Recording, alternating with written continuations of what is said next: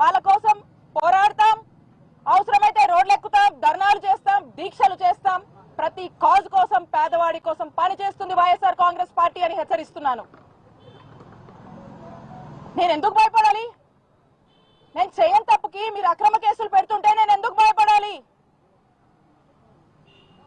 భయపెట్టాలనుకుంటే భయపడతామా?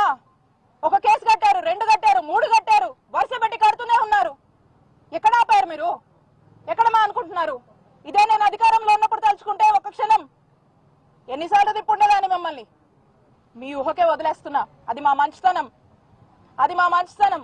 మేము ప్రజలకు న్యాయం చేయాలనుకున్నాం, ప్రజలకు మంచి చేయాలనుకున్నాం, ఏదున్నా ప్రజల్లోంచే తేల్చుకోవాలనుకున్నాం. మీలా కాదు, మేము అలా తలుచుకోలేదు, అలాంటి రాజకీయం మేము చేయలేదు.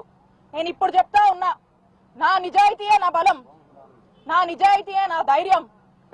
సత్యమేవ జయతే అని నేను నమ్ముతాను. కాబట్టి నేను చెప్తా ఉన్నాను,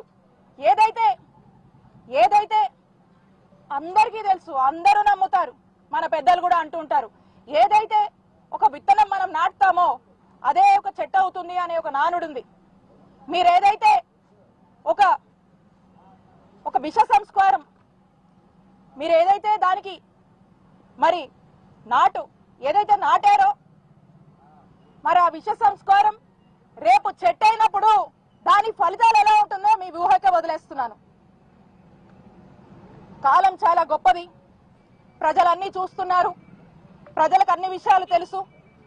ఇక్కడ ఏం జరుగుతుందో ప్రజలకు ఇంకా క్లారిటీ ఉంది. కాబట్టి కాలాన్ని, ఆ భగవంతుడిని నమ్మే వ్యక్తిగా నేను భవిష్యత్తు కాలమే మీకు ఏ విధంగా బుద్ధి చెప్తుందో అనేటువంటి విషయం మీద ఆ కాలానికే వదిలేస్తున్నాను, ఆ భగవంతుడికే వదిలేస్తున్నాను.